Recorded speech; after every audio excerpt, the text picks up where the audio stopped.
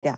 Nah, di sini ada beberapa reaksi atau reagen yang biasa kita gunakan. Yang pertama adalah tionil klorida, ya. Kemudian CaCO2 ini ya. Kemudian PCl3 atau PCl5 seperti itu. Ya.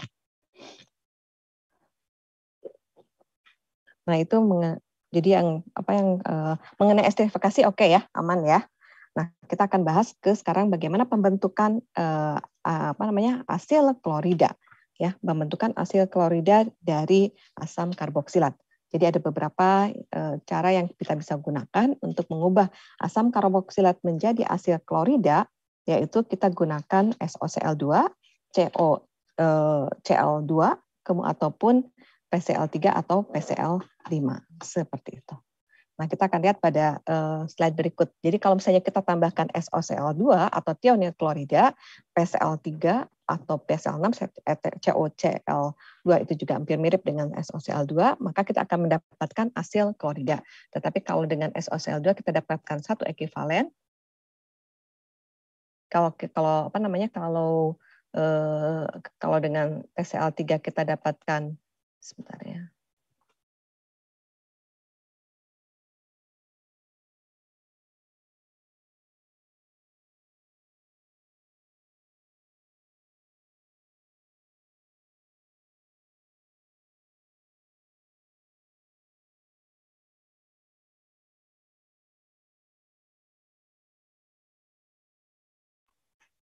Atau kita dapatkan 3 ekivalen, ya. Kemudian kalau dengan PCl5 kita dapatkan asil klorida juga. Jadi yang berbeda adalah senyawa-senyawa yang samping, ya, produk samping dari reaksi ini. Kalau kita dapat dengan SOCl2 maka kita dapatkan asil klorida, SO2 dan HCl. Kalau dengan PCl3 kita dapatkan asam fosfit. Kemudian kalau kita gunakan PCl5 maka kita dapatkan PaCO3 dan HCl. Seperti itu. Nah, sekarang kita bahas satu persatu. Satu aja dulu, mungkin kita lihat ya untuk yang tionil klorida, ya. Nah, dengan tionil klorida kira-kira apa yang bisa terjadi? Jadi kembali untuk senyawa reaksi-reaksi organik, maka mengetahui mekanisme itu sangat penting karena kita bisa meramalkan kira-kira reaksinya, atau bahkan kalau kita tahu produknya, kita tahu starting materialnya, maka kita bisa meramalkan mekanisme itu seperti apa, ya, gitu. Jadi pertama kalau misalnya kita lihat di sini untuk reaksi pemubahan asil klorida dari asam karboksilat, pembentukan asil klorida dari dari asam karboksilat, maka yang terjadi adalah kalau ini ada OH-nya itu akan menyerang S, ya, di sini. Jadi akan terjadi reaksi antara oksigen dengan sulfur, kemudian diikuti kalau kita lihat dengan lepasnya gus Cl, ya, sehingga kita dapatkan Cl- seperti itu.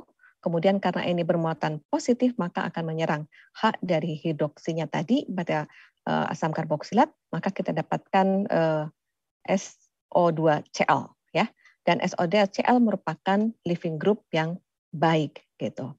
Nah, berikutnya dari tapak ini maka yang terjadi adalah di sini reaksi antara Cl- yang ada dari HCl tadi, ya. Ini dari HCl, ya, akan bereaksi akan melakukan reaksi atau menyerang karbon dari karbonil diikuti dengan delokalisasi elektron atau pemutusan ikatan pi di elektron seperti itu.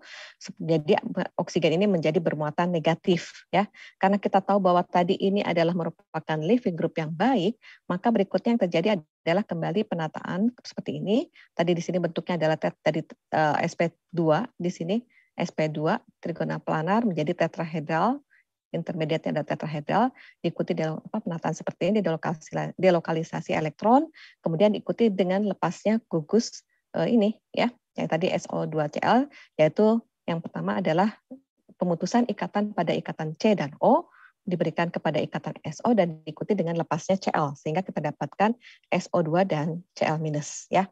Dan kita tahu pembentukan ini akan membuat asam karboksilat menjadi senyawa yang lebih reaktif, ya, karena Cl- merupakan good living group, ya, dibandingkan dengan OH seperti itu. Nah, itu yang membentukkan pembentukan dari atau reaksi atau mekanisme reaksi dari pembentukan asil klorida seperti itu. Ya.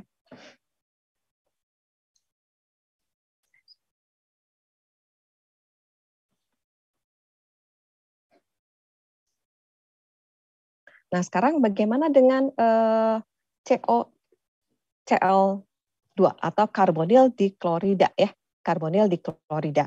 Nah, ini juga akan kalau kita lihat di sini, kalau kita lihat ada oksigen di sini, maka dia akan mencari atau akan menyerang yang paling positif dari CO. Kalau tadi kan SOCl2, maka S bagian yang positif dari SOCl2. Maka di sini juga oksigen akan menyerang bagian yang positif dari COCl2. Apa tuh bagian yang positif pada molekul COCl2? Yang bersifat elektrofilik. C karbonil. Betul, C karbonil. Jadi hampir mirip dengan yang tadi, akan terjadi seperti itu serangannya, ya. Dan tadi seperti yang tadi juga, maka akan kembali. Jadi ini adisi dulu, adisi nukleofilik, kemudian diikuti dengan eliminasi. Sama, tadi juga kan sama. Kalau kita lihat SOCl2 kan adisi dulu, kemudian eliminasi ya, gitu. Jadi kalau misalnya kita lihat akan terbentuk ini untuk adisinya dan kemudian diikuti dengan eliminasi atau lepasnya gugus Cl, ya gugus Cl minus seperti itu. Sehingga kita dapatkan produknya dari tadi yang kita dapatkan produknya seperti ini. Jadi ada pemanjangan ya di situ ya, pemanjangan rantainya. Nah berikutnya sama seperti tadi, Cl yang dari ini yang terbentuk di sini kan di sini tentu saja minus Cl ya, minus Cl minus tadi. Nah Cl di situ akan menyerang kembali C dari karbonil gitu. Tadi juga sama ya, menyerang C karbonil seperti itu. Nah, yang akan terjadi adalah seperti ini. Jadi akan ada serangan terhadap Cl terhadap C karbonil kembali yang ada di sini, yang berasal dari bagian dari asam karboksilat ya. Kemudian ini menjadi bermuatan negatif dan kemudian diikuti nanti dengan lepasnya. Nah, ini kemudian diikuti nanti dengan lepasnya bagian besar itu gitu ya. Jadi seperti tadi, kalau tadi kan SO2Cl itu merupakan living group, maka di sini bagian yang ini merupakan living group tadi, good living group. Diikuti, jadi kalau kita lihat, maka akan terjadi delokalisasi ya, elektron seperti itu, kemudian seperti penataan, jadi di sini kemudian akan terjadi pemutusan ikatan antara C dan O, ya, diikuti di sini nanti akan terbentuknya CO2 dan CO dan Cl-. Sehingga kita dapatkan kembali adalah asil klorida ya, seperti itu. Jadi gugus asil kan ini ada namanya asil ya, dan ini adalah klorida ya, seperti itu. Jadi asil kloridanya.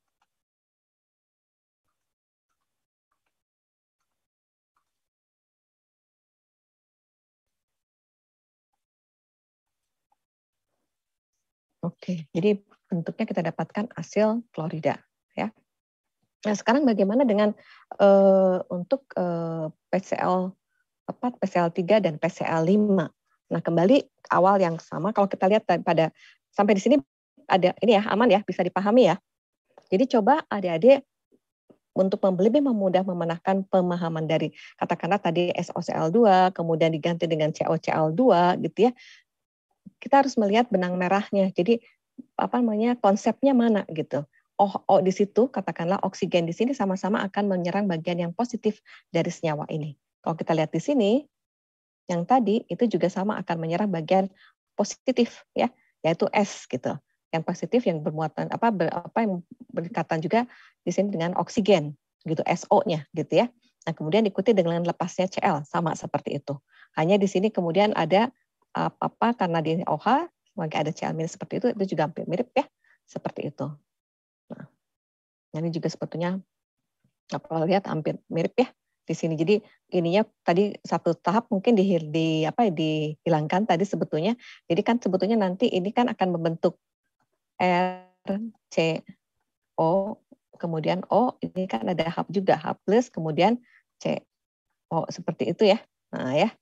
Nah, seperti itu. Jadi di sini juga ada kalau ini lepas, nah itu juga akan nanti akan akan berinteraksi dengan hubnya di sini. Sehingga kalau di sini langsung digambarkan, langsung dituliskan O-nya saja, tidak diperlihatkan bagaimana lepasnya H plus dari OH tadi ya. Tapi itu akan menjadi mekanisme yang mirip sebetulnya. Itu dengan penambahan atau penggunaan COCl2. Nah, sekarang kita lihat bagaimana dengan PCl5 ya. PCl2 kita bahas hampir sama juga dengan slide sebelumnya. Kalau ini kalau tadi mungkin PCl5 nanti ada persamaan juga ya sedikit dengan tadi. Kalau tadi kan ada dua yang mirip seperti itu. Nah, kita sekarang lihat bagaimana dengan PCl5 dan sini kalau kita lihat PCl3 dulu deh yang mirip. PCl3 ya, kita lihat dengan PCl3 ya.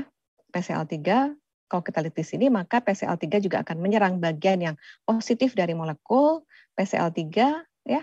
Oksigennya akan menyerang P-nya, kemudian diikuti nanti kalau misalnya kita lihat di sini maka akan lepas Cl-nya ya. Cl-nya akan lepas, kemudian kita lihat di sini bahwa ini masih bermuatan positif H-nya ya. Nah, ini seperti ini ya. Nah, ini kemudian ini kalau ini digabungkan penulisannya. Jadi kalau kita lihat ini Cl, ini kan lepas Cl, ini akan ke sana, kemudian ini akan ke sana dan ini akan lepas gitu ya, seperti itu. Nah, ini ada beberapa yang digabungkan sehingga akhirnya kita dapatkan nanti senyawa seperti ini, dari keadaan seperti ini. Gitu. Jadi perhatikan baik-baik, ini tidak dituliskan secara detail bagaimana pemisahannya ya. Bagaimana reaksinya gitu. Pemisahan satu-satu dari masing-masing step tadi. Maka kalau kita lihat di sini, maka akan terbentuk nanti dengan tadi sudah terbentuk OH, kemudian kita lihat di sini ada PCl. Tadi kan satu Cl-nya sudah hilang sehingga dia bentuknya tadi kan tinggal PCl2 seperti ini yang berikatan dengan oksigen. Kemudian berikutnya adalah ini sudah terikat juga Cl-nya, maka diikuti dengan lepasnya molekul itu gitu ya. Jadi dituliskan sebagai Cl2OH seperti itu. Dan kalau kita lihat, maka di sini kan masih ada 2 Cl lagi nih. Maka reaksi yang selanjutnya itu juga akan berlangsung dengan cara yang mirip. Maka kita dapatkan di sini jadi akan terjadi reaksi 2 kali lagi. Jadi karena dia punya 2 Cl lagi, maka dia bisa berinteraksi lagi dengan asam karboksilat nanti ya seperti itu, sehingga kalau kita lakukan reaksi ini maka kita akan dapatkan 3 mol asil klorida dan asam fosfit seperti itu ya. Jadi nanti OH, OH, OH, kemudian P asam fosfit gitu seperti itu ya. Nah, jadi reaksi yang terjadi seperti itu. Nah, kemudian kalau kita lihat di sini untuk untuk PCl5 itu juga mirip, tapi ini mungkin ada yang penggambarannya bisa dalam penggambarannya sedikit berbeda, tapi sebetulnya sama saja bahwa yang ini akan menyerang ya seperti itu. Kalau PCl5 coba ada yang mau mencoba PCl5 sebelum nanti dilihatkan lagi. Kalau CH3 CO OH dengan PCl Cl5, bagaimana mekanismenya? Ada yang mau coba? Saya coba ini dulu. Offset dulu. Sebentar.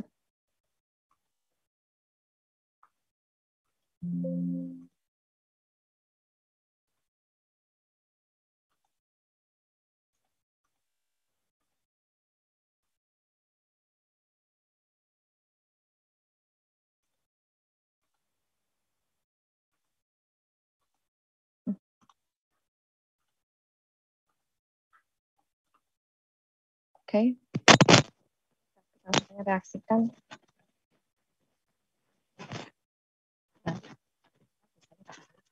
Nah, 3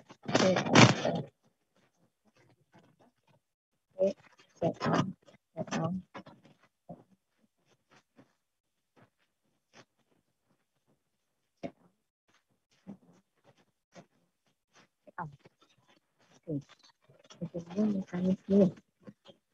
Ada yang mau coba? Silahkan. Mungkin Eva, mau coba Eva?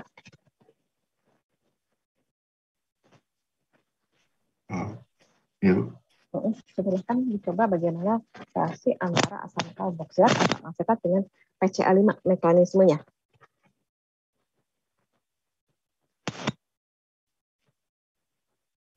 Silahkan dikerjakan.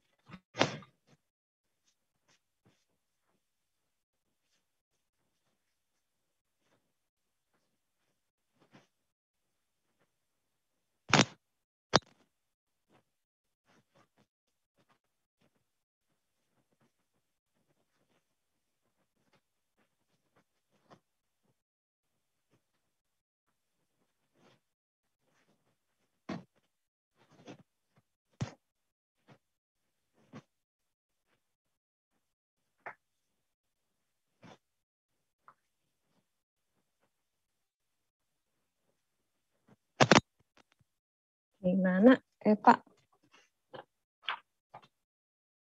Iya, bentar, Bu. Coba dicoba.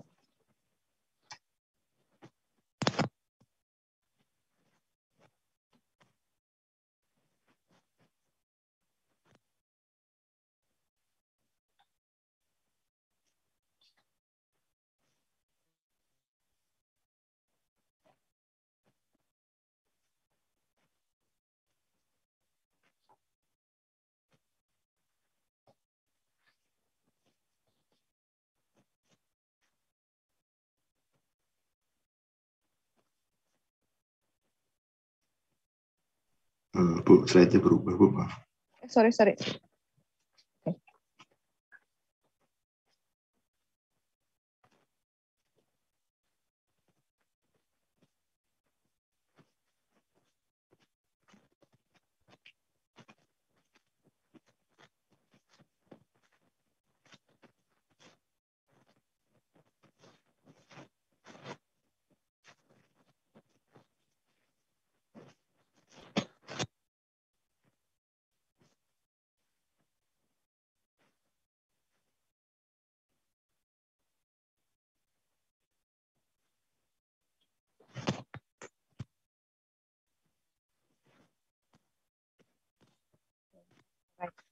Oke.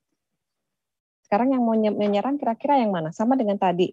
Oksigen itu akan menyerang, oksigen dari hidroksi akan menyerang bagian yang positif dari PCl5. Kira-kira bagian elektrofiliknya mana tuh?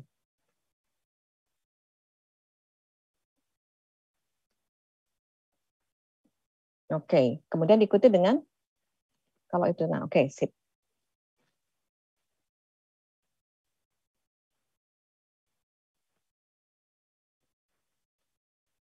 Oke.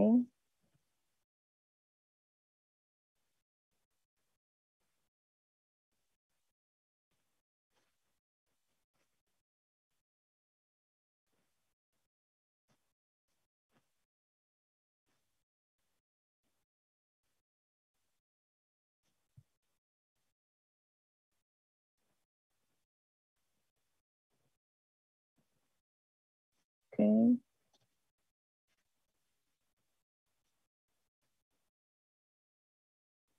Itunya dulu sebetulnya H-nya mesti lepas dulu ya. H plusnya dulu. Nanti Kecil ya, Bu. ininya dulu. Ininya kan, nah ini bagian ini kan, nah, seperti tadi aja sebetulnya bolak-balik sih akhirnya. Nggak apa-apa. Nah itu nyerang itu dulu. Oke. Kemudian dari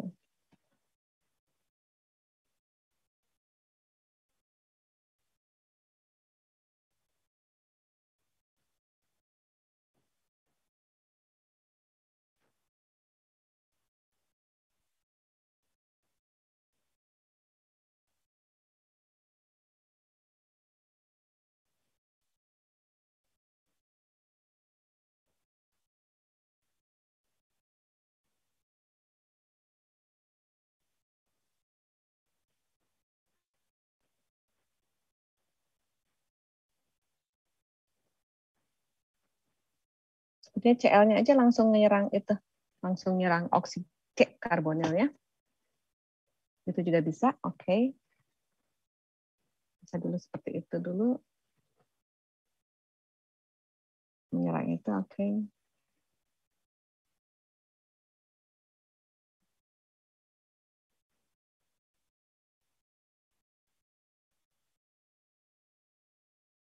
Mhm.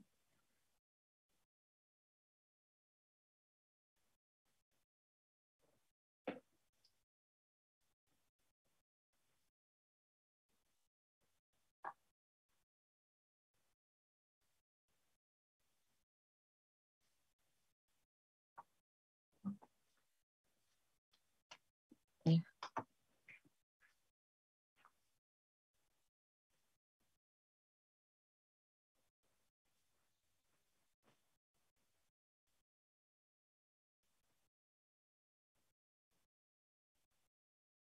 Itunya ke sebelahnya, ke apa namanya, ke ikatan yang di sini nih.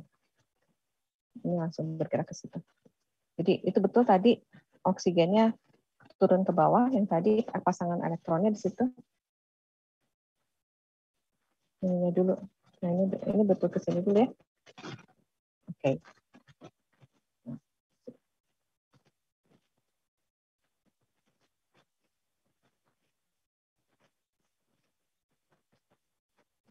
Jadi akan kita dapatkan POCl3 ya di situ. Berbeda dengan tadi.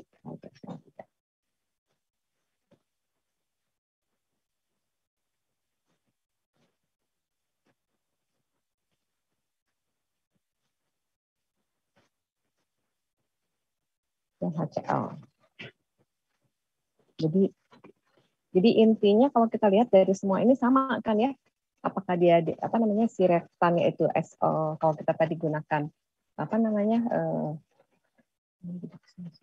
kalau kita gunakan tadi apa untuk mengubah tadi ya, katakanlah R itu dengan katakanlah tadi kan ada yang 3 ya, apakah dia SOCl2, COCl2, kemudian PCl3 atau PCl5, kita mekanismenya yang pertamanya sama ya, bahwa oksigen di sini akan menyerang bagian yang positif dari SOCl2 ataupun COCl2 atau PCl3 atau PCl5 seperti itu. Nah, kemudian diikuti dengan lepasnya satu berikutnya ion Cl minus ya, dan itu nanti akan ion Cl minus yang terjadi itu akan menyerang C dari karbonil dari asam karboksilatnya seperti itu ya. Nah itu jadi kalau kita lihat ke meskipun ini ada sekian banyak, tapi kan kita bisa melihat ada kesamaan atau ada analogi antara mekanisme satu dengan mekanisme yang lainnya. Nah itu akan memudahkan kita untuk memahami apa yang tadi disampaikan. Jadi meskipun banyak, tapi kan mekanisme basic mekanismenya untuk reaksi ini kan sama sebetulnya. Nah itu kalau misalnya kita ketuliskan masing-masing, itu kita mungkin akan lebih paham dengan apa yang terjadi pada masing-masing reaktan kalau kita reaksikan dengan asam karboksilat. Oke, makasih Pak ya. Nah itu jadi reaksi dengan kalau kita reaksikan asam karboksilat dengan PCl3 atau PCl5 atau SOCl2 atau apa tadi COCl2 untuk mendapatkan asil klorida ya. Dan reaksi ini juga merupakan reaksi yang penting karena di sini asam karboksilat diubah menjadi asil klorida yang merupakan senyawa yang lebih reaktif dibandingkan asam karboksilat ya, karena Cl- di situ merupakan leaving group yang baik sehingga reaksi atau substitusi nukleofilik itu akan berjalan lebih baik dibandingkan dengan kalau dalam bentuk Cl-Cl. Jadi asil klorida merupakan senyawa yang paling reaktif di antara turunan asam karboksilat seperti itu ya. Oke, makasih Pak. Bisa dipahami ya, aman ya teman-teman yang lain ya. Oke, bisa di clear?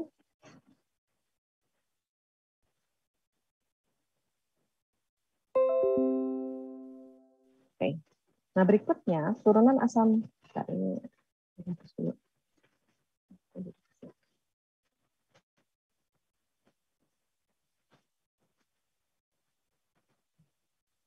turunan asam karboksilat yang lain yaitu adalah anhidrida ya. Nah, bagaimana asam karboksilat diubah menjadi anhidridanya? Maka di sini digunakan asil klorida. Jadi asil klorida plus misalnya piridin di sini sebagai basanya ya. Nah, jadi kalau kita lihat reaksi di sini, maka ini akan terjadi. Jadi kita lihat di sini bahwa ini akan ya kembali bahwa ini akan kalau kita lihat di sini maka akan terjadi penyerangan itu. Kalau misalnya nanti silakan nanti untuk melihat bagaimana mekanismenya ya. silakan Adik pelajari juga mekanismenya. Jadi yang penting bahwa di sini ada penggabungan antara, ya kalau kita lihat di sini kan ini ya, H-nya dengan HCl. Jadi kalau kita dapat nanti H-nya kan akan ditarik oleh, jadi lepasnya kalau kita lihat di sini lepasnya H ini akan ditarik oleh piridin dan diikuti dengan Cl-. Jadi kita dapatkan nanti garam piridin klorida di sini ya. Jadi kalau kita lihat di sini ini akan jadi penggabungan ya antara yang asam karboksilat dan asil sehingga kita dapatkan anhidrida asam seperti itu. Nah, berikutnya kalau kita lihat pembentukan anhidrida asam juga bisa terjadi secara siklik ya. Tapi secara siklik itu biasanya kalau kita lihat di sini contohnya misalnya dari asam suksinat. Nah, di sini biasanya kita gunakan kalor yang atau panas yang cukup tinggi, misalnya 30 derajat Celcius, maka yang terjadi di sini adalah dehidrasi gitu ya. Melepasnya satu molekul asam air ya sehingga kita dapatkan dari asam suksinat menjadi anhidrida suksinat. Reaksi yang sama juga terjadi kalau kita gunakan asam fetalat. Nah, ini juga.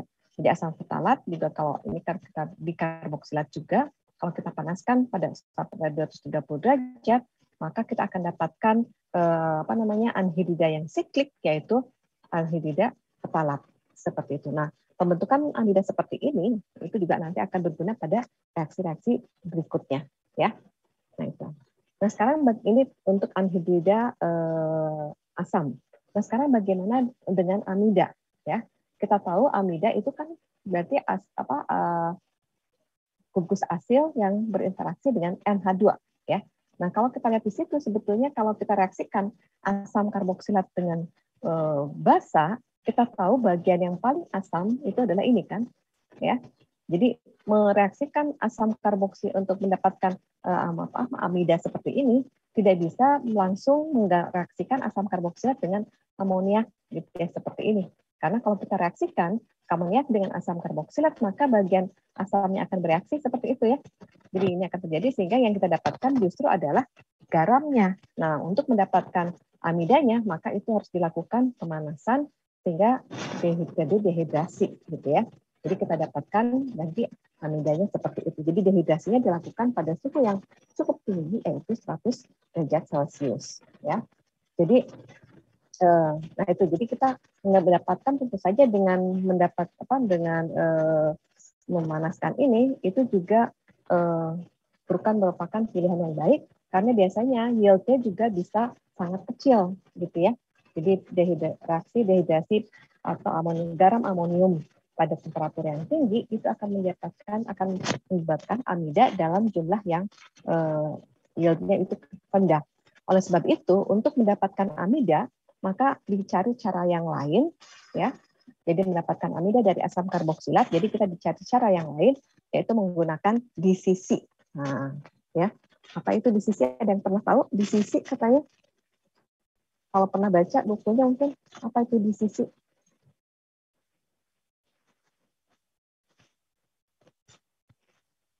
Ini apa nih DCC?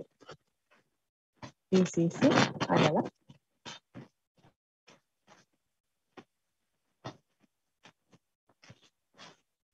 ada yang tahu? DCC adalah disikloheksil karbodimida, ya karbodimida DCC, ya DCC adalah disikloheksil karbodimida, ya. Jadi ini merupakan reaksi khusus yang digunakan untuk mensintesis amida. Jadi nanti di DCC ini ya atau di sikloheksil karbonimida jadi akan mempromosikan nanti pembentukan amida dengan mereaksikan karbonyl grup dengan asamnya dan mengaktifasi nanti perubahan reaksi adisi eliminasi seperti itu ya. Kita lihat pada slide berikut. Jadi DCC itu adalah disikloheksil karbonimida. Jadi nanti DCC-nya sendiri akan dikonversi menjadi DCU yaitu disikloheksil urea ya gitu. Jadi kalau kita reaksikan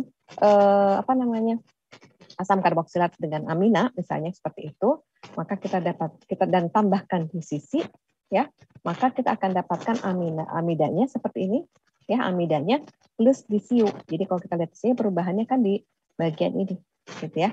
Perubahannya di sini menjadi karbonil dan ini akan berikatan dengan hidrogen. Jadi di sikloheksil urea, ya. Kalau urea sendiri kan CONH2 2 kali, gitu. Jadi di sini katanya sudah ditambahkan air. Nah, di sisi ini merupakan dikatakan sebagai dehydrating agent, ya. Jadi di sisi ini akan merupakan yang akan menarik air sebetulnya. Jadi kalau misalnya kita lihat di sini byproduct ini nanti kita kalau misalnya ada nanti tambahkan dengan di sisi tadi ya. Karena kalau kita tadi kan kalau kita reaksikan asam karboksilat dengan amonia, maka nanti kan kita dapatkan garam, dan garam itu baru kita dipanaskan tadi untuk menghilangkan airnya. Tapi kalau di sini, maka di sini di sisi tadi akan berperan menarik air dari sistem reaksi sehingga kita dapatkan produk yang kita inginkan yaitu amida. Ya. Nah di sisi ini akan mempromosikan pembentukan amida dengan mengubah, nah ini karboksi group di sini ya menjadi better living group. Ya. Nah sekarang bagaimana mekanismenya? Mekanismenya mungkin tidak terlalu mudah, tetapi hanya bisa kita tahu saja.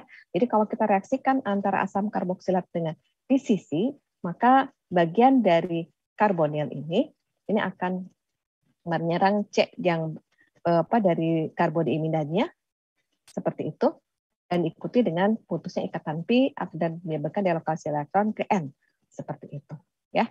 Maka kita dapatkan di sini, ya, pembentukan ikatan antara O dan C gitu. Nah, molekul ini akan mengalami resonansi ya. Seperti itu sehingga kita dapatkan nanti OH-nya itu jadi plus proses. Jadi kalau di sini plusnya di C karbonil di sini, maka dengan resonansi maka di sini jadi yang posnya itu pindah ke bagian OH-nya seperti itu ya. Nah, senyawa produk yang di sini ya kemudian dengan akan terjadi proton transfer. Jadi kalau kita lihat di sini akan mengalami proton transfer seperti ini, ya. Nah sehingga akan kita dapatkan produk yang yang reaktif, intermediate yang reaktif. Kalau kita lihat transfernya seperti ini di bagian ini, ya. Jadi ini nanti akan menarik hidrogen yang ada di situ, ya. Kemudian akan terjadi karbonil dari. Jadi kalau kita lihat di sini, ini akan menarik transfernya itu seperti apa, akan menarik di situ, kemudian ini akan terjadi karbonil, dan ini akan diberikan ke situ, ke oksigen yang bermuatan positif, sehingga kita dapatkan intermediate reaktif. Ya. Nah, kemudian baru di sini, si amina yang akan kita reaksikan dengan karbonil, itu akan berinteraksi. Jadi kalau kita tambahkan amina di sini, alkilamin, maka alkilamin ini tentu saja akan menyerang ini kan, ya, akan menyerang bagian dari karbonil di situ dan kemudian akan terjadi delokalisasi elektron sehingga bagian ini menjadi bermuatan negatif seperti itu. Kemudian setelah itu, jadi karena di sini merupakan living group yang baik ya, maka ini akan kembali lagi kayak soal penataan seperti itu, bagi penataan ya. Kemudian diikuti dengan putusnya ikatan antara CO, kemudian terbentuknya ikatan CO karbonil di sini, putusnya ikatan Pi dan diberikan ke N di sini, sehingga kita lihat akan terbentuk produk seperti ini. Gitu ya. Jadi kita dapatkan nanti amida dan DCU. Ya. Jadi kita dapatkan dari DCC menjadi DCU, disikloheksil amida menjadi DCU, disikloheksil urea. Nah, kita dapatkan amidanya. Jadi pembentukan amida tidak bisa begitu saja dari asam karboksilat dengan aminanya, tetapi kita harus mendapatkan bantuan dari dehydrating agent yaitu DCC untuk mendapatkan reaksi ini menjadi mendapatkan yield yang baik. Ya, amidanya seperti itu.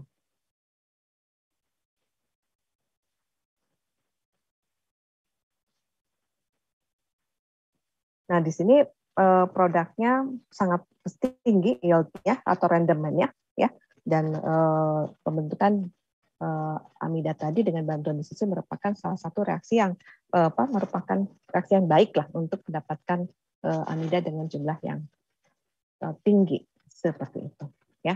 Nah, itu jadi pengubah dari asam karboksilat menjadi amida, asam karboksilat menjadi ester, dan asam karboksilat menjadi asil klorida, asam karboksilat menjadi anhidrida asam ya. Nah, sekarang mungkin kita saksikan lagi bagaimana tadi hidrolisis dari turunan asam karboksilat tadi, ya. Turunan asam karboksilat tadi, bagaimana kalau dilakukan hidrolisis? Kita tahu bahwa kalau turunan asam karboksilat kita hidrolisis, maka kita akan dapatkan asamnya, ya, asam karboksilatnya kembali. Nah, reaksi ini tentu saja kalau kita lihat di sini, ya, yang paling baik tentu saja dalam asam, tetapi juga bisa dilakukan dalam suasana basa. Kita lihat yang pertama, ya. Jadi hidrolisis itu bisa dilakukan dalam suasana asam, ya, bisa juga dilakukan di dalam suasana basa, gitu ya. Nah, kalau suasana asam tadi, ya, kalau basa yang tadi bilang saponifikasi itu bukan, kalau saponifikasi itu ester menjadi asam karboksilat, tetapi kalau asam karboksilat menjadi ester itu adalah reaksi Fischer, ya, seperti itu. Maaf, saya hentikan dulu sebentar ya, karena ada azan. Kita misalnya suara azannya cukup keras, kita berhenti dulu sambil mendengarkan azan asar.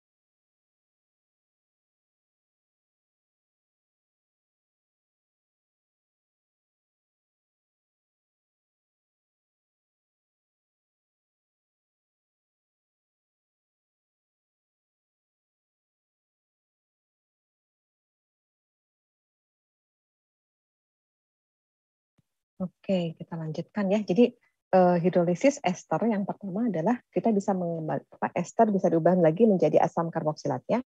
Itu bisa dilakukan dalam kondisi asam atau kondisi basa, ya. Kalau kita lakukan dalam kondisi asam, maka kita dapatkan asam karboksilatnya dan alkoholnya kembali. Seperti itu. Nah, sekarang kita lihat bagaimana mekanismenya. Mekanismenya tentu saja hampir dengan, jadi basic konsepnya yaitu kalau ada asam ester seperti ini kita reaksikan dengan H+, maka tentu saja yang pertama adalah protonasi ya. Protonasi dari karbonil dari oksigennya, protonasi dari oksigen dari karbonil sehingga terbentuklah ikatan antara O dan H ya. Semuanya merupakan reaksi kesetimbangan.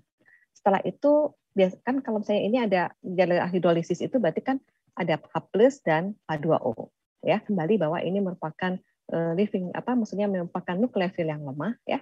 Jadi dengan ada protonasi maka ini akan tadinya menjadi plus menjadi bermuatan betul-betul karbonilnya nanti bermuatan betul-betul positif kan seperti itu. Ya. Maka akan bisa diserang oleh air ya. Oleh air di sini sebagai nukleofil diikuti dengan pemutusan ikatan pi dan terjadilah di sini ikatan antara O dan H yang netral. Nah, jadi kita dapatkan di sini air, molekul air, kemudian nanti akan ada pelepasan satu protonnya di situ. Nah, pelepasannya ada yang menuliskan langsung, misalnya katakanlah misalnya dalam slide ini langsung dari OR tadi akan protonasi, tapi atau juga bisa kalau ada HOH misalnya, kita bisa juga melakukan pemutusan itu dari situ. Terputus dulu, kemudian OH, kemudian nanti si alkoksinya akan terprotonasi. Ya, yang dilakukan di sini adalah langsung internal reaction. Jadi OR-nya atau alkoksinya akan menyerang hidrogen dari ion hidronium, kemudian diikuti dengan diputusnya ikatan O dan H, sehingga kita dapatkan seperti molekul seperti ini. Di mana ini merupakan good living group, gitu ya, good living group. Nah, jadi kalau misalnya ini good living group, maka ini akan putus atau akan lepas diikuti dengan delokalisasi elektron dari oksigen dari hidroksi seperti itu, ya. Sehingga kita dapatkan CO karbonil dan ini yang bermuatan positif dan tentu saja kita tahu bahwa di sini kan ada molekul air. Molekul air nanti akan menyerang hidrogen tadi yang terikat pada oksigen dari karbonil dan akan terjadi pemutusan ikatan antara oksigen dan H dan kemudian akan dibentuklah atau akan diperolehlah yang senyawa sebagai asam karboksilat ya. Jadi sebetulnya kalau kita lihat di sini yang terjadi kembali bahwa adisi nukleofilik dulu ya, kemudian nanti eliminasi dari alkoksidannya dengan sebelumnya diprotonasi dulu seperti itu ya. Mirip dengan pengubahan atau reaksi esterifikasi dari asam karboksilat menjadi ester seperti itu. Sampai di sini bisa dipahami? Aman ya? Oke, kalau tidak ada bisa dianggap aman. Kemudian berikutnya bagaimana dengan hidrolisis dalam suasana basah. Nah, hidrolisis dalam suasana basah ini akan terjadi seperti ini. Jadi kalau misalnya yang terjadi adalah kalau ininya akan ada dalam suasana basah, maka nanti ini akan putus gitu ya.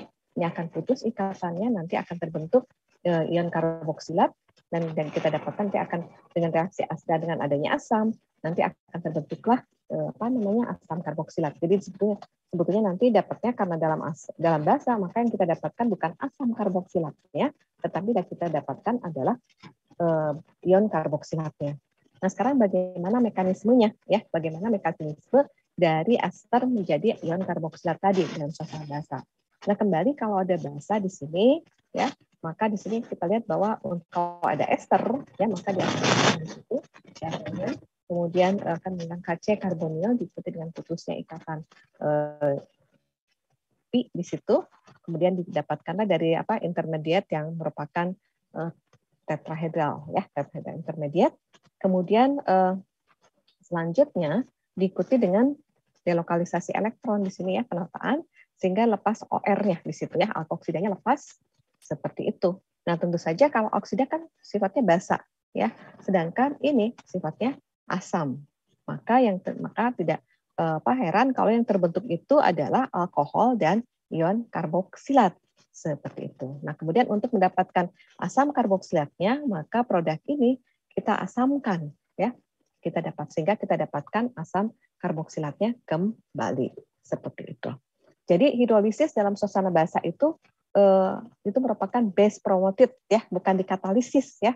Karena kalau misalnya kita lihat OH-nya nanti itu akan menjadi bagian dari produk. Berbeda dengan kalau katalisis oleh katalisis. Kalau katalisis itu terlibat dalam reaksi tapi tidak menjadi bagian produk ya. Gitu. Kita lihat pada di sini, maka hidrolisis itu dalam suasana basah itu merupakan base promoted, bukan base catalyzed katanya ya. Bukan base catalyzed. Karena di sini basah itu tadi yang merupakan nukleofil nanti ditambahkan kepada ester dan menjadi bagian dari produk. Jadi dia berpartisipasi dalam reaksi ini dan tidak dilepaskan kembali ya. Kalau dilepaskan kembalinya kan ion alkoksinya dan punya alkoholnya ya. Kalau katalisis itu kita tambahkan katakan suatu reagen kemudian terlibat dalam reaksi tapi kemudian dilepaskan lagi di akhir reaksi atau tidak terlibat dan menjadi bagian produk seperti itu ya. Nah, reaksi esterifikasi dalam suasana basah itu yang tadi disebutkan oleh Ajeng, reaksi saponifikasi ataupun reaksi penyabunan ya, pembuatan sabun. Jadi pembuatan sabun itu kan sebetulnya dari ester. Ester apa yang biasanya dibuat sabun? Yaitu kalau misalnya kita buat sabun biasa itu dari trigliserida ya. Esternya 3 seperti itu. Jadi kalau misalnya kita lihat di sini katakanlah, jadi sabun itu kita tahu kan ya, sabun itu adalah bagian di mana bahwa dia punya bagian yang hidrofil ya, hidrofilik seperti ini dan bagian yang hidrofobik gitu ya. Jadi yang bagian hidrofilik ini adalah non-polar, hidrofilik ini adalah polar, sebagian bagian yang hidrofobik adalah bagian yang non-polar. Jadi rantai panjangnya seperti itu.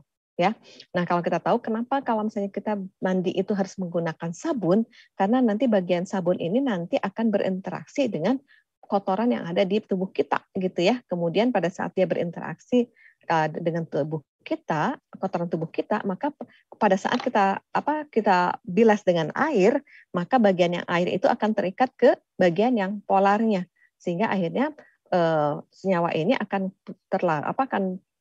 terbebas dari tubuh kita disertai dengan interaksi dengan air seperti itu ya. Jadi kalau kita tahu sabun itu ada yang sabun itu merupakan senyawa, kalau kita dapatkan di sini adalah biasanya adalah ini senyawa asam lemak ya, fatty acid katanya, fatty acid. Jadi kalau saya cara membuat sabun mungkin kalau di TPB kan sudah ada ya reaksi dengan kita buat dari trigliserida atau minyak ya, minyak merupakan trigliserida, ada yang bentuknya katanya ada punya kata rangkap atau tidak. Jadi trigliserida itu adalah senyawa yang merupakan juga turunan ester. Jadi kalau turunan ester kita reaksikan dengan basa ya dalam air, jadi hidrolisis dalam suasana basa, maka nanti kita dapatkan garam karboksilatnya yang merupakan sabun tadi, di mana sabun tadi kan punya bagian yang hidrofilik dan hidrofobik. Hidrofobiknya itu dan kemudian gliserol seperti itu. Nah, jadi kalau misalnya kita lihat di sini, ini adalah trigliseridanya, kita reaksikan dengan bahasanya tadi, ya, kita reaksikan ini, maka kita akan melihat bahwa ada triasil gliserolnya tadi yang CH2 ciuda dan kemudian ini adalah OH dan OH, ini adalah OH-nya, gitu ya, seperti itu. Kemudian nanti ini adalah bagian yang akan membentuk garam karboksilat, asam dari asam karboksilat tadi, seperti itu. Nah, kita tahu bahwa ester itu kan ada yang siklik, ada yang asiklik. Tadi kita sudah bahas mengenai ester yang asiklik. Sedangkan kita lihat yang siklik, maka tentu saja akan terjadi juga hal yang sama. Jadi kalau misalnya kita punya ester yang siklik seperti ini, ya senyawa lakton, yaitu yang maka kalau kita reaksikan H dengan H+ dalam H2O, ya. Kalau misalnya kita lihat di sini, jadi kalau kita lihat akan terjadi nanti terbentuklah asam karboksilat ya seperti itu gitu. Nah, jadi kalau kita lihat di sini, kalau misalnya yang kita lihat di sini, kalau misalnya ester itu dihidrolisis, maka kalau kita lihat di sini, kalau ini kebetulan dalam H+ dan dengan adanya kalau ini akan terjadi senyawa yang lain gitu ya, seperti ini kalau kita lihat di sini. Tapi kalau misalnya kita reaksikan dengan dengan H+ dan H2O, maka akan terjadi reaksi yang sama. Nah, silakan aja dicerna pada pada molekul ini gitu ya. Seperti apa ini? Oke. Nah, berikutnya bagaimana dengan asil klorida ya. Asil klorida kalau kita hidrolisis juga gitu ya. Asil klorida kalau kita hidrolisis maka juga akan menjadi asam karboksilat. Kita lihat pada slide berikut ya. Jadi kalau misalnya ada dalam air katanya begitu, maka H2O itu akan menyerang karbon dari karbonil di sini ya. Akan terjadi itu, kemudian diikuti dengan pemutusan ikatan pi dari C karbonil. Kemudian kita dapatkan senyawa itu, jadi kita lihat akan dari sp2 menjadi sp3 intermediate tetrahedral.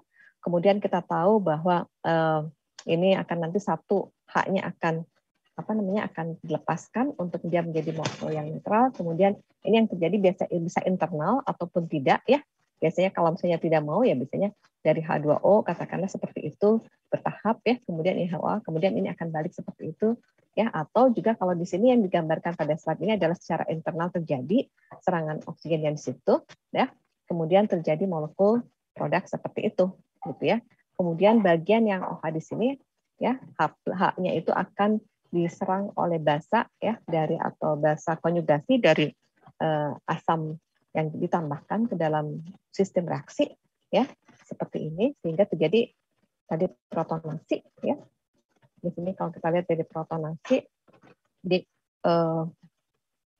ini akan terjadi protonasi dengan lepasnya Cl tadi gitu ya, protonasi dan terbentuk kata karbon dari karbonil. Dan kemudian kalau kita lihat di situ maka basanya akan menyerang H+-nya dan kemudian kita dapatkan asam karboksilatnya ya. Jadi di sini setelah terjadi reaksi tadi, jadi kalau misalnya kita lihat yang pertama adalah H2O menyerang C karbonilnya, kemudian berikutnya dilepaskan H+ dari H2O tadi, kemudian berikutnya terbentuk ikatan CO ya di sini dan lepasnya Cl minusnya lepas, kemudian terbentuk senyawa ini. Jadi sudah jadi kalau di sini dari sp2 menjadi dari sp3 menjadi sp2-nya kembali. Kemudian H-nya di sini nanti diserang oleh basa konjugasi yang adalah dalam sistem larutan sehingga kita dapatkan asam karboksilatnya. Nah, gitu. Ya. Jadi itu dari senyawa untuk asil klorida. Nah, sekarang bagaimana dengan anhidrida? Nah, anhidrida juga akan melakukan reaksi yang mirip gitu ya dengan reaksi yang sebelumnya. Jadi kalau ada anhidrida asam, kita reaksikan dengan H+H2O, kita hidrolisis dalam suasana asam, pastinya akan ada protonasi, terjadi protonasi. Ya, kita lihat pada slide berikut akan terjadi protonasi pada salah satu karbonil, ya. Kemudian diikuti dengan adisi nukleofilik dari H2O, seperti itu, diikuti putusnya ikatan pi pada CO-nya, ya. Kemudian berikutnya adalah terbentuk senyawa produk ini, ya. Nah, tentu saja nanti ini akan tadi seperti tadi, kalau ini H+-nya tadi ini seperti ini, maka dia akan diserang oleh oksigen dari yang ada di sini. Nah, oksigen yang ini, ya. Nah, itu kemudian terbentuk seperti senyawa seperti ini, dia akan mengalami protonasi dan ini nanti akan menjadi kalau ini jadi akan menjadi living group yang baik tentu saja ya, akan diikuti dengan itu akan menjadi living group yang baik, diikuti dengan putusnya ikatan antara CO dan pembentukan double bond dan kita dapatkan ini. Jadi ini molekul yang mirip yang tadi ya, untuk dari produk-produk yang sudah kita bahas tadi, asil klorida gitu ya, itu ada pembentukan seperti itu ya. Kemudian pada saat kita membahas mengenai hidrolisis ester juga terbentuk produk seperti itu dan itu akan berikutnya setelah kalau terjadi pembentukan molekul itu, maka yang berikutnya adalah lepasnya H-nya di sini. H+-nya misalnya dengan basa konjugasi yang ada dari sistem reaksi. Misalnya seperti itu, ya. Atau bisa juga dari H2O, bisa juga seperti itu. Bisa juga H2O atau basa konjugasi yang ada dalam sistem reaksi, ya, akan menyerang dan kita dapatkan asam karboksilatnya. Jadi nanti coba adik-adik bandingkan antara satu dengan yang lain ya sehingga bisa melihat analogi dari reaksi-reaksi yang sudah kita bahas. Ya. Nah sekarang bagaimana dengan amida? Amida juga kalau kita reaksikan amida, maka ternyata kalau amida kita reaksikan hidrolisis, maka kita dapatkan asam karboksilat dan ion amonium, gitu ya. Nah reaksinya bagaimana? Sama sebetulnya awalnya, yaitu protonasi dari dari CO karbonil, ya. Kemudian masuknya molekul air ke dalam molekul tadi, satu material, keputusnya ikatan antara CO. Kemudian berikutnya adalah NH2-nya. Habis ini sebetulnya yang berikutnya adalah H2O-nya tadi akan terbentuk seperti itu. Kemudian yang ini tentu akan diputuskan ditarik oleh NH2 tadi ya. Jadi internal saja yang digambarkan di sini, tapi mungkin jangan bingung kalau ada sedikit yang berbeda dari lepasnya OH di situ ya. Jadi internal saja seperti itu sehingga kita dapatkan molekul intermediat seperti itu. Nah, karena ini terprotonasi menjadi NH3 ya. Menjadi NH3, maka ini jadi good living group gitu. Good living group, maka di sini nah ini akan membantu pendorong lepasnya NH3 ya. Nah, kembali kan didapatkan molekul seperti ini. Nah, kembali kalau ini terjadi, maka nanti NH3 tadi akan menyerang H+ di situ ya. Dan sehingga terbentuk tadi asam karboksilat dan amonium dan amonium. Seperti itu. Nah, sekarang itu yang dalam suasana asam. Nah, sekarang bagaimana kalau dalam suasana basa? Nah, kalau dalam suasana basa, OH-nya tentu saja akan menyerang apa tuh? Kalau dalam basa? OH-nya akan menyerang apa tuh kalau ada OH? Hidrogen kompon. OH akan menyerang? Tadi seperti yang sebelumnya kalau esterifikasi, pada esterifikasi dengan hidrolisis dalam suasana basa, OH- dalam suasana basa, kalau hidrolisis amida dalam suasana basa, maka OH- akan menyerang apa tuh?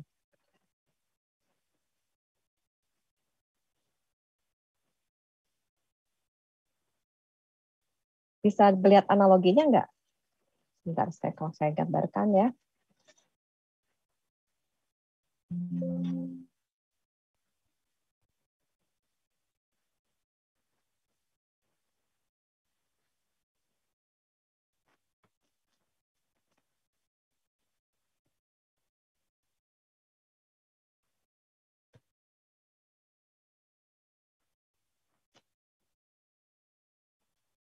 Nih, kalau kita lakukan tadi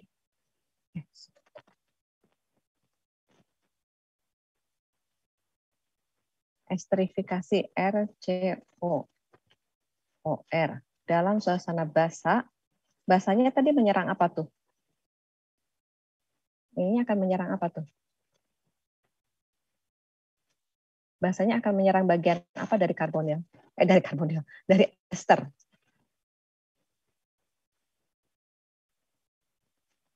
Karbonil, Bu. C-karbonil, betul. Nah, ini kan menyerang itu, ya. Nah, ini juga kalau kita lihat, nah, ini kan seperti itu, OR, kemudian OH, gitu ya. Nah, kemudian ini lepas, ini seperti itu, ya. Jadi akan kita dapatkan RCOOH tambah OR minus. Seperti itu, tentu saja, dan tadi kita akan tahu bahwa kalau yang seperti ini, maka dia akan menyerang situ ya. Maka kita akan dapatkan RCOO minus dan ROH, gitu ya. Seperti itu. Nah, sekarang kalau misalnya amida kita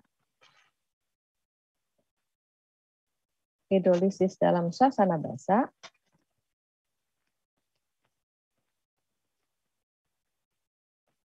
apa yang didapatkan di sini?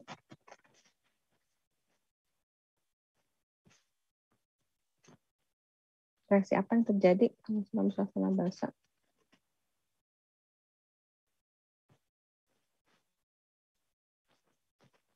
Di sini sebetulnya yang di atas nggak tergambarkan H2O-nya ya, kadang itu dianggap sebagai larut di situ. Nah, sekarang kalau misalnya dalam suasana basa, amidanya kira-kira menyerang bagian mana ya?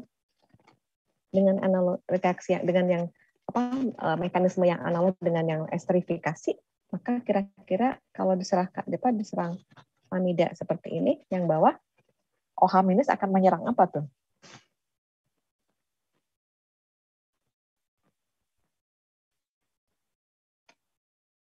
Mirip dengan atas, dengan esterifikasi, maka OH- akan betul, C-karbonil juga sama gitu.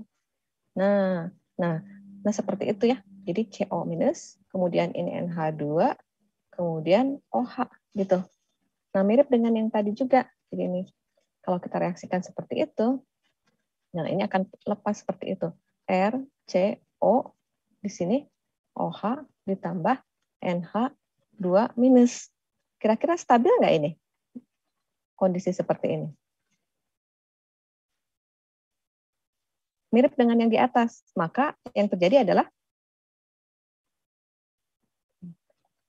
apa kira-kira? Apakah terjadi asam karboksilat dalam produk ini? Enggak, Ibu. Enggak, yang terjadi apa? Ion karboksilat. Ion karboksilat, karena ini akan menyerang. Itu sama dengan yang di atas. Nah, itu jadi kalau misalnya ada dia bisa melihat tadi ya, dengan bisa melihat analogi dari konsep tadi antara ester dengan amida dengan dapat hidrolisis dalam suasana basa, maka kita bisa melihat akan lebih mudah memahaminya. Nah, sama juga kalau misalnya tadi melihat, jadi kalau misalnya coba bandingkan antara asam karboksila, ester, kemudian esil, kemudian amida, kemudian anhidrida, kemudian hidrolisis dalam suasana asam. Nah, jadi ADD bisa melihat bagaimana analogi dari reaksi-reaksi tersebut gitu ya.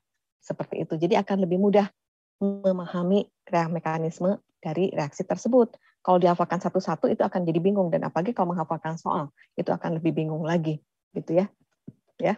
Nah, sekarang yang terakhir adalah bagaimana reaksi hidrolisis nitril. Nah, kalau nitril kan kita nggak melihat bahwa dia ada karbonilnya, tetapi pada saat nitril itu kita hidrolisis dalam asam atau basa, kemudian adanya kalor, katanya bisa kita dapatkan asam karboksilatnya. Contohnya misalnya kalau ini kan 1, 2, 3, 4 ya, butanitril ya. Kita reaksikan dengan H plus H2O, adanya kalor, maka kita akan dapatkan ini 1, 2, 3, 4, 5 asam pentanoat ya. Kemudian untuk senyawa yang mirip seperti ini, kalau ini nitril, maka nitril ini akan menjadi COOH seperti itu ya. Jadi, nah kalau ini sebetulnya ada 2 tahap ya, ada H2O, kemudian nanti ada kalau ini kan dalam asam, kalau ini dalam basanya. Maka yang berikutnya adalah, makanya di situ ada 2 tahap, yaitu ada harus kemudian pengasaman kembali ya.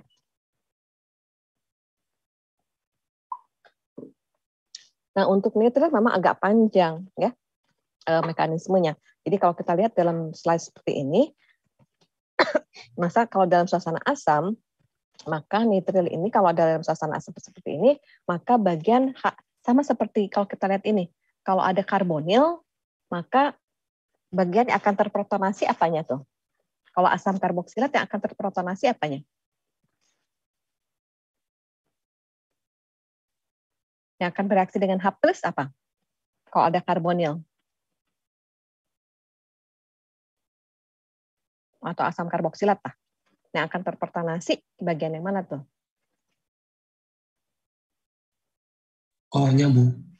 Kenapa? Bagian yang O-nya. Nah, gitu. Jadi ini sebetulnya sama juga kalau katakanlah ini CO, maka ini juga CO. Nah, ini sama juga kan, ini merupakan heteroatom, jadi punya pasangan elektron bebas.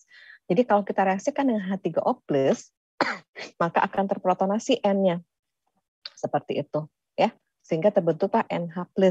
Nah, kalau NH+ seperti ini, maka terjadi delokalisasi elektron pemutusan satu ikatan ya di sini, sehingga dia menjadi netral N-nya. Tetapi kemudian dengan N netral, maka C yang di sini itu akan menjadi bermuatan positif. Seperti ini. Dengan bermuatan positif, maka dia bisa diserang oleh H2O. Ya, H2O seperti itu. Nah, akan terjadi serangan seperti itu, sehingga kita dapatkan molekul seperti ini. Nah, berikutnya, nah ini terjadi, kalau misalnya ini terjadi tautomerisasi katanya ya, tautomer seperti ini. Jadi kalau kita lihat seperti ini, maka ini satu akan putus ya, satu akan putus seperti itu, maka dia akan menjadi OH ya, kemudian akan bereaksi dengan, jadi kalau kita lihat di sini putusnya itu ditarik oleh H2O-nya, akan putus di situ satu H-nya sehingga dia menjadi netral ya, OH-nya seperti itu. Nah, kalau kemudian kalau kita reaksikan lagi dengan H+, H3O+, maka kembali bahwa ini yang kembali akan protonasi, jadi menjadi NH2 gitu. Jadi ini protonasi berulang sebetulnya ya. Nah, kalau protonasi berulang maka seperti itu ya, kembali bahwa tentu saja ini kan ini positif NH2-nya, maka nanti akan ada delokalisasi elektron, diikuti didorong oleh muatan atau pasangan elektron bebas dari oksigen atau hidroksi ya. Maka kita akan dapatkan seperti itu. Nah, ya. Nah, jadi seperti ini. Nah, ini nanti akan putus gitu ya. Akan putus terbentuk amida. Jadi kalau misalnya kita seperti ini, nanti ini sebetulnya akan menjadi RCONH2. Nah, kalau terus bentuk amida, maka dengan reaksi yang tadi yang sudah kita bahas, maka kita bisa melakukan reaksi hidrolisis pada amida, ya. Jadi tambahan nitral itu, jadi reaksi atau hidrolisis nitral dengan suasana asam itu melalui pembentukan amida yang kemudian nanti hidrolisis amida. Maka kalau hidrolisis amida kita tahu bahwa kalau amida kita hidrolisis, maka kita akan mendapatkan asam karboksilat dan amonium. Seperti itu. Ya. Nah, jadi itu yang terjadi. Ya, kalau nitral kita hidrolisis dalam suasana asam. Nah, sekarang bagaimana dengan suasana basa? Kalau suasana basa, maka kita akan kembali kalau suasana basa sama seperti kalau asam karboksilat ya. Kalau tambahkan basa, maka dia akan menyerang ke situ, ke C karbonil. Maka ini juga akan menyerang ke C-nya di situ, ya. Sehingga terjadilah bentukan muatan ini, ya. Jadi ada nanti masuk ke situ, kemudian ada pemutusan ikatan pi, maka N-nya menjadi bermuatan negatif. Kemudian karena ada H2O, maka N-nya akan mengikat NH. Jadi NH seperti itu, ya. Nah, kemudian ada kalau ada basa lagi di sini, maka basanya itu akan masuk lagi.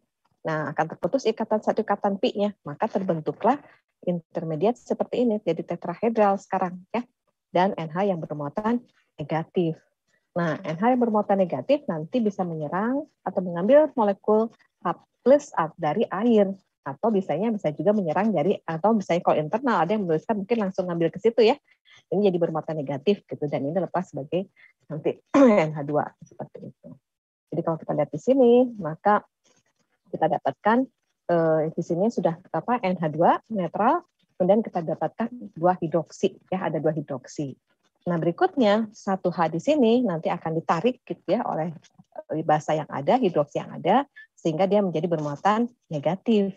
Dengan negatif maka tentu saja akan terjadi delokalisasi elektron ya. Di situ. Jadi kalau kita lihat di sini. Ya akan sebetulnya akan putus dulu, atau misalnya ininya menjadi negatif ya bisa aja, tapi kalau ditetapkan di sini maka katanya ada hanya di sini diambil dulu gitu ya, sehingga di sini ada sebetulnya beberapa versi pada penyelesaian dari molekul ini. Jadi kalau yang dituliskan di slide yang saya ambil dari Solomon adalah bahwa OH- akan mengambil OH di situ ya, kemudian akan terbentuk negatif juga di situ, sehingga ada dua oksigen yang bermuatan negatif, dan tentunya pasti ini tidak stabil, maka kemudian diikuti dengan delokalisasi elektron dan kemudian penyerangan kepada H2O. Atau ada yang menuliskan mungkin ini akan putus dulu ke situ ya, kemudian nanti akan lepas NH2-nya sebagai NH3 seperti itu. Jadi kalau di sini nanti dapatkannya adalah NH3 asam ion karboksilat dan OH-. Atau mungkin juga ada yang menyelesaikan, kalau kita menyelesaikan seperti ini juga bisa gitu ya. Ini misalnya kalau ini gitu ya, ini putus seperti ini dan ini lepas sebagai NH2 menjadi RCOOH gitu, ditambah NH2 gitu ya. NH2 minus kan pastinya ini ada OH- gitu ya, ini basa, maka dia akan menyerang ke situ, sehingga kita dapatkan RCOO- plus NH3 ya. Jadi penyelesaian dari mekanisme ini juga bisa sedikit berbeda, tetapi bukan berarti salah. Ini hanya bagaimana asumsi kita menyelesaikan ini. Karena kita tahu kalau di sini sebetulnya ini energinya sangat tinggi ya, karena dia punya karbon yang mempunyai 2 oksigen yang bermuatan negatif seperti itu. Ya. Jadi itu mungkin yang kita bahas pada hidrolisis. Nah, berikutnya nanti kita akan lihat bagaimana perubahan reaksi dari satu turunan asam karboksilat menjadi turunan asam karboksilat yang lain. Misalnya asil klorida itu bisa menjadi ester, bisa menjadi asam karboksilat kembali di hidrolisis, bisa menjadi anhidrida asetat atau menjadi amida. Kemudian berikutnya juga bagaimana dengan anhidra asam, kemudian asam karboksilat pastinya bisa menjadi semua tadi ya. Kemudian yang dilihat, jadi kita bisa melihat bahwa satu senyawa yang satu bisa dirubah menjadi senyawa-senyawa yang lain gitu ya. Kalau misalnya mungkin yang terkendala adalah kalau misalnya ester itu hanya bisa dirubah menjadi asam karboksilatnya kembali atau menjadi amida ya. Dan kemudian amida itu hanya bisa hidrolisis menjadi asam karboksilatnya, tapi tidak bisa diubah ke yang lain. Kalau kita lihat di sini, maka yang paling lengkap adalah ini, gitu ya, asil klorida. Oleh sebab itu, dan asil klorida merupakan senyawa turunan asam karboksilat yang paling reaktif, sehingga bisa kalau kita ingin mengubah asam karboksilat menjadi turunan asam karboksilat, biasanya kita reaksikan dengan atau kita ubah dulu menjadi asil klorida seperti itu, ya. Sedikit saja mungkin kita lihat pada reaksi berikut. Jadi kalau misalnya kita lihat di sini, jadi asil klorida itu bisa kita reaksikan langsung dengan alkohol menjadi ester, dengan alkil amin menjadi amida, ataupun dengan garam karboksilat menjadi anhidrida asetat. Seperti itu, ya. Nah, itu adalah reaksinya. Gitu. Nah, contohnya misalnya kalau kita lihat pembahasannya saja, mekanismenya. Jadi kalau misalnya asil klorida dengan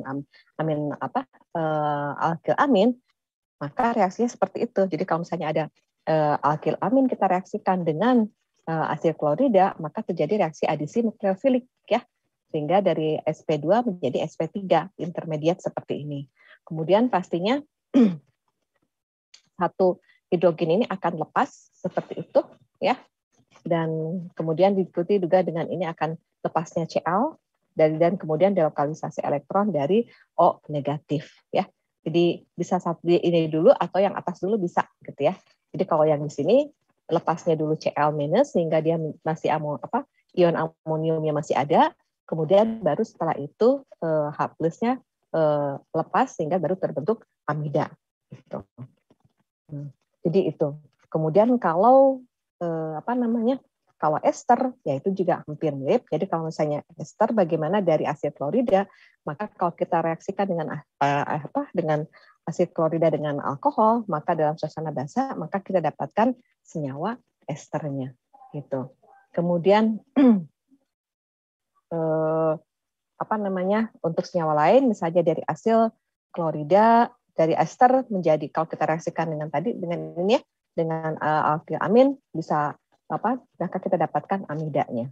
Gitu. Contohnya misalnya kita reaksikan ester seperti ini ya, ester, kemudian kita reaksikan dengan metilamin dengan adanya kalor, maka kita dapatkan amidanya. Seperti itu. Oke, mungkin itu saja yang kita bahas dari dari reaksi ini. Sebetulnya tinggal sedikit lagi mengenai bagaimana konversi misalnya anhidra asam menjadi senyawa katakanlah ester ya, atau menjadi senyawa amida, atau misalnya mendapatkan ester dari anhidra asam dari anhidra asam dari dari anhidra asam menjadi ester juga seperti itu, atau misalnya reaksi dari anhidra asam menjadi amida gitu ya. Jadi itu beberapa reaksi saja yang akan kita lihat untuk memperkaya tadi reaksi bagaimana reaksi asam karboksilat dan turunannya. Sampai di sini aman? Jadi kembali sebetulnya reaksi yang pengubahannya itu rasanya tidak terlalu sulit mekanismenya ya. Kita misalnya satu dan bisa melihat analogi untuk reaksi-reaksi yang lain seperti itu. Tapi yang penting pada saat tadi mengubah asam karboksilat menjadi ester, menjadi amin, menjadi menjadi amida, ester dari asam karboksilat menjadi ester, menjadi amida, menjadi anhidra asam atau menjadi asil, itu diperlihatkan.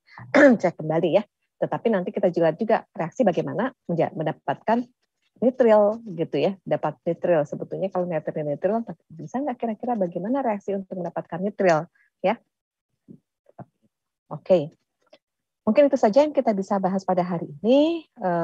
Yang pastinya nggak mungkin memahami tanpa membaca ya. Dan kalau misalnya saya pasti akan memberikan nih, kalau misalnya setelah saya nanti nanti PPT PDF-nya akan diberikan kepada adik-adik semuanya. Tolong diingatkan saja kalau untuk mengenai pemberian tadi sehingga nanti bisa dipelajari ya. Tetapi yang penting mungkin dari apa yang sudah kita bahas yaitu dibaca kembali bukunya, yaitu di Solomon. Rasanya kalau bacanya Solomon, kemudian dilihat juga reaksi-reaksi yang terkait, itu rasanya sudah cukup untuk bisa memahami reaksi yang asam karboksilat dan turunannya. Itu saja yang kita bisa bahas pada hari ini. Selamat sore semuanya. Sampai ketemu hari Kamis. Assalamualaikum warahmatullahi wabarakatuh. Waalaikumsalam. Terima kasih, Bu.